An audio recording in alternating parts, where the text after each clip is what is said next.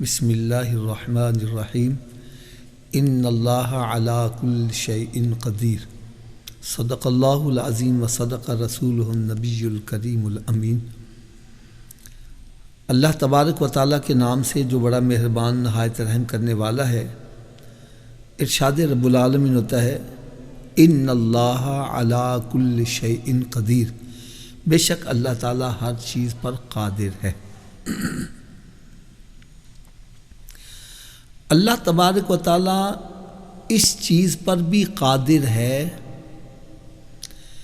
کہ بغیر کسی وسیلے کے سارے انسانوں کو مسلمان بنا دے۔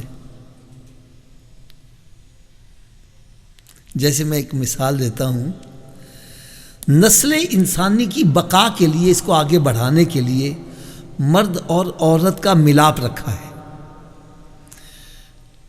یہ ایک قانون ہے، لیکن اس کی قدرت کیا ہے؟ وہ چاہے تو بغیر باپ کے حضرت عیسیٰ علیہ السلام کی ولادت کروا دے۔ وہ اس پر بھی قادر ہے کہ ماں بھی نہ ہو، حضرت حوا رضی اللہ تعالیٰ کی ولادت کروا دے۔ وہ اس بات پر بھی قادر ہے، نہ ماں ہو نہ باپ ہو، آدم علیہ السلام کی تخلیق فرما دے۔ وہ ان اللہ علی کل شیء قدیر، وہ چاہے تو بغیر کسی نبی، بغیر کسی ولی کے وسیلے سے سارے انسانوں کو مسلمان بنا دے، لیکن اس نے ایک قانون ایسا بنایا ہے، اس کی پسند اس بات کو کیا ہے کہ گمراہ انسانوں کی ہدایت کے لیے انبیاء کرام علیہ السلام کو مبعوث کیا جائے۔ انبیاء کرام علیہ السلام دنیا میں تشریف لائیں اور لوگوں کو رب کا پیغام پہنچائیں۔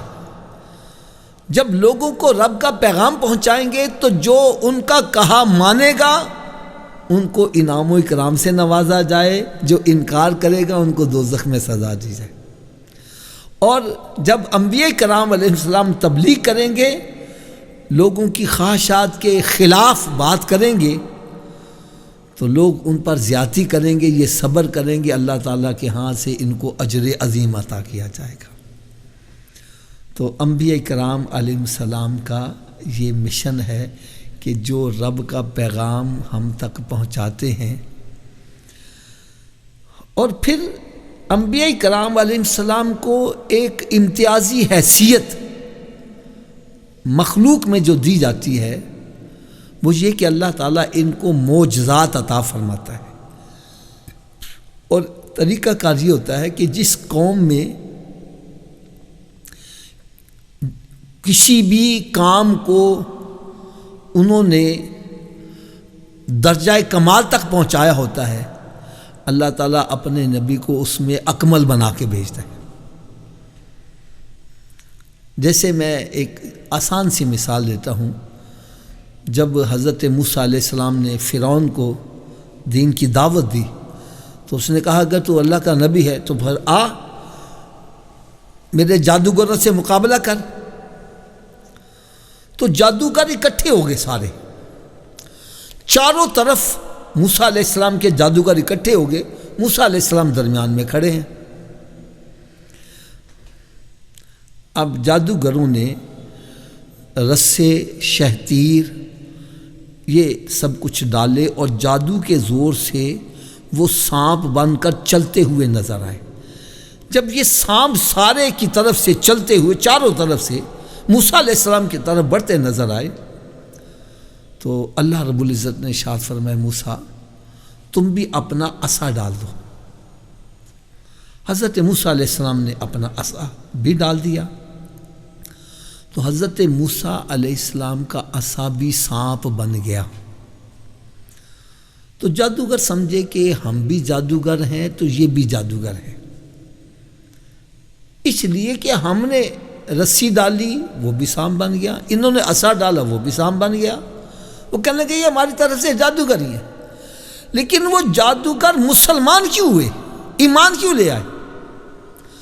جب حضرت موسیٰ علیہ السلام کے عصا سے بنا ہوا جو سانپ تھا اژدہا، اس نے دوسروں کو نگلنا شروع کر دیا تو وہ سمجھ گئے کہ یہ جادوگر نہیں ہے، یہ اللہ کا نبی ہے۔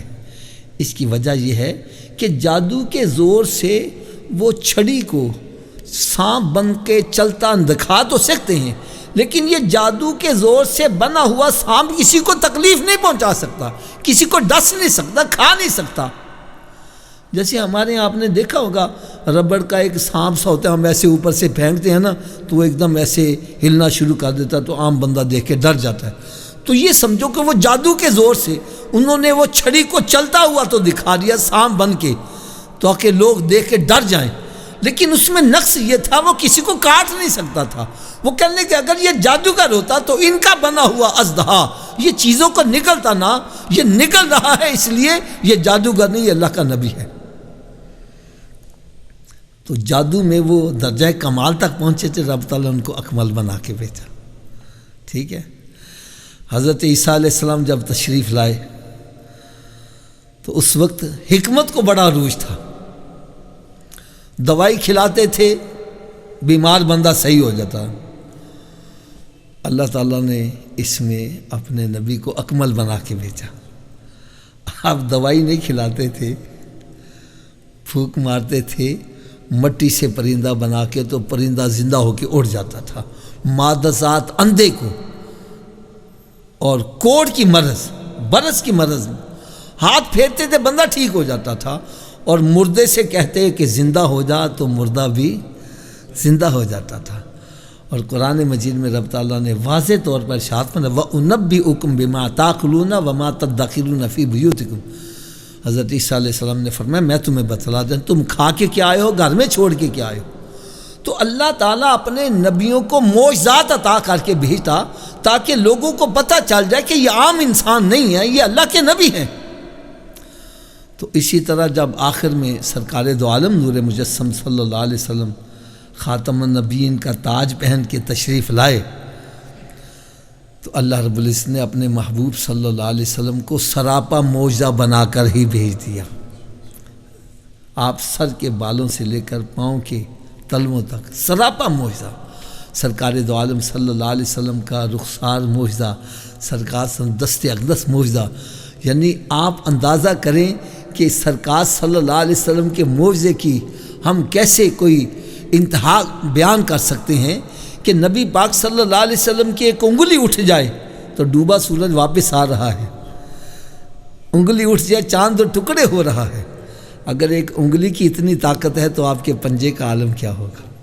سرکار صلی اللہ علیہ وسلم اگر پیالے پر رکھ دیں تو 5 ندیاں جو ہیں وہ جاری ہو جائیں۔ سرکار صلی اللہ علیہ وسلم کو رب تعالیٰ نے سراپا معجزہ بنا کے بھیجا۔ بالکل اسی طرح سمجھو کہ اللہ تعالیٰ اپنے ولیوں کو بھی کرامتوں سے نوازتا ہے۔ معجزہ اور کرامت اس کی ڈیفینیشن یہ ہے جو انسان کی عقل کو عاجز کر دے، عقل میں آنے والی چیز نہ ہو، خرق عادت کے خلاف۔ یعنی یہ دروازہ ہے، یہ بول نہیں سکتا، یہ چل نہیں سکتا، لیکن اگر یہ بولنے لگ پڑے، یہ چلنے لگ پڑے، اللہ کے نبی کے کہے سے ایسا ہوگا تو یہ معجزہ کہلائے گا، اگر اللہ کے ولی سے ہوگا تو یہ کرامت کہلائے گی۔ تو اللہ تبارک و تعالیٰ نے اولیاء کرام کو یہ کرامتوں سے جو نوازا، اس کا مقصد یہ ہے کہ لوگوں کو پتہ چل جائے یہ عام انسان نہیں ہیں، یہ اللہ کے مقرب بندے ہیں۔ جیسے حضرت خواجہ معین الدین چشتی اجمیری رحمۃ اللہ تعالی علیہ، یہ ولایت کے بہت اونچے مقام پر فائز۔ آپ کا طریقہ تبلیغ دیکھو کیا ہے۔ آپ نے جب ہندوستان گئے ہیں تو جا کر شاہی محل کے پاس ہی جا کے ڈیرا لگایا، ڈیرا لگا لیا۔ تھوڑی دیر کے بعد وہ پہرے دار آئے، انہوں نے کہا کہ جناب یہاں سے اٹھو جلدی سے، اور میں ہم فقیر آدمی ہمیں بیٹھے رہنے دو۔ نہیں اٹھو، ہمیں اٹھا کے کیا کرو گے؟ اور کہنے لگا یہاں پر بادشاہ کے گھوڑے بیٹھتے ہیں، اور میں اچھا بھی بیٹھتے ہیں تو بھی بیٹھے ہی رہیں گے۔ یہ اللہ کے ولی کی زبان ہوتی ہے کہ گفت اللہ بود گرچہ از حلقوم عبداللہ بود، کہ اس کا بولنا رب کا بولنا ہوتا ہے۔ بے شک چاہے ایک بندے کی زبان سے نکل رہی بات ہوتی ہے، لیکن اس کا بولنا رب کا بولنا ہوتا ہے۔ اور حدیث قدسی بھی ہے کہ رب تعالیٰ نے ارشاد فرمایا کہ جب بندہ فرائض اور واجبات ادا کرنے کے بعد نوافل کی کثرت کرتا ہے تو پھر وہ میرے قریب ہوتا چلا جاتا ہے، اور پھر ایک مقام قرب اس کو ایسا ملتا ہے کہ رب تعالیٰ فرماتا ہے میں اس کی زبان بن جاتا ہوں جس سے وہ بولتا ہے، میں اس کی آنکھیں بن جاتا ہوں جس سے وہ دیکھتا ہے، اس کے کان بن جاتا ہوں جس سے وہ سنتا ہے، اس کے ہاتھ بن جاتا ہوں جس سے وہ پکڑتا ہے۔ تو پھر اس کی زبان سے جو بات نکل رہی ہوتی ہے یہ اللہ تعالیٰ کی طرف سے ہوتی ہے۔ بس اتنا آپ نے کہنا تھا، اٹھ کے تو آپ چلے گئے، اونٹ آئے ہیں، گھوڑے آئے ہیں، بیٹھے ہیں، اور اس کے بعد اٹھنے کا نام ہی نہیں لے رہے۔ بڑا ان کو مارا جا رہا ہے، وہ اٹھتے ہی نہیں ہے۔ وہاں شور مچ گیا، یہ کیا ہو گیا ہے؟ کہنے لگے کل ایک فقیر سا یہاں پر آیا تھا، اس نے کہا بیٹھے ہیں تو بیٹھے رہیں گے۔ کہنے لگے جاؤ جا کے ان کو تلاش کر کے لاؤ۔ اب یہ جناب جا کے تو ان کی منتیں کر رہے ہیں، آپ کی مہربانی ہے، آپ نے کہا تھا تو وہ بیٹھے اٹھ ہی نہیں رہے۔ فرمایا جاؤ اٹھ جائیں گے، جو آپ نے کہا تو جاؤ پہ سائے تو واپس اٹھ گئے۔ یعنی اتنی بات کا بادشاہ کے دل پر ایسا اثر ہوا، اس نے کہا کہ یہ فقیر عام بندہ نہیں ہے، یہ کچھ اہل نظر لگتا ہے۔ تو یہ اللہ تبارک و تعالیٰ نے اپنے نیک بندوں کو یہ کمالات عطا فرمائے۔ بلکہ ایک مرتبہ کا واقعہ ہے، آپ اپنے ساتھیوں کے ہمراہ جنگل میں تشریف لے جا رہے ہیں تو ایک طرف سے آگ جلتی ہوئی نظر آتی ہے۔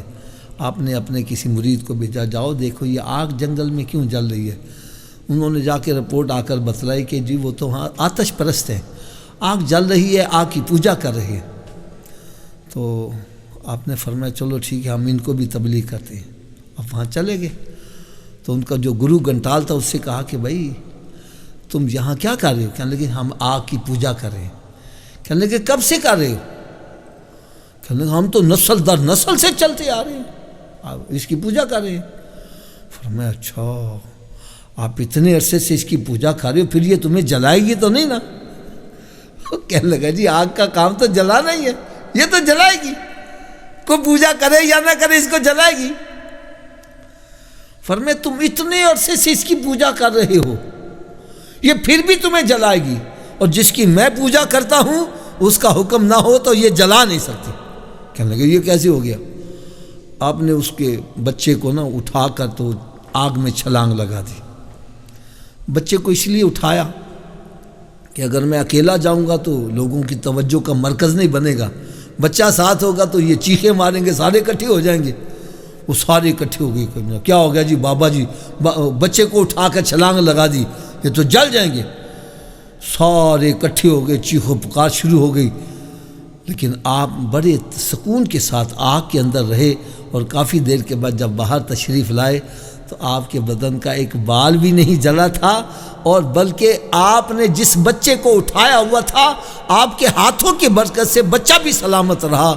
وہ سارے کے سارے کلمہ پڑھ کے مسلمان ہو گئے۔ اور ایک ایسی کمال بات کہ آپ نے ایک مرد کلندر نے 90 لاکھ غیر مسلموں کو کلمہ پڑھا کے مسلمان کر دیا۔ تو یہ اللہ تبارک و تعالیٰ نے ان کے اوپر بہت بڑا کرم فرمایا۔ الحمدللہ رجب شریف کی 6 تاریخ کو آپ کا عرس شریف منایا جاتا ہے۔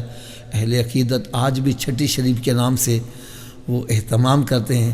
اللہ تبارک و تعالیٰ سے میں دعا کرتا ہوں اللہ تبارک و تعالیٰ خواجہ معین الدین چشتی اجمیری رحمۃ اللہ تعالیٰ علیہ کے درجات کو مزید بلندی عطا فرمائے، اور جتنے بھی آپ کی عقیدت مند ہیں، محبت کرنے والے، اللہ تعالیٰ سب کو عاشق رسول بنائے، سب کو نمازی بنائے، متقی پرہیزگار بنائے، گناہوں سے بچنے والا اور نیکیاں کرنے والا بنائے۔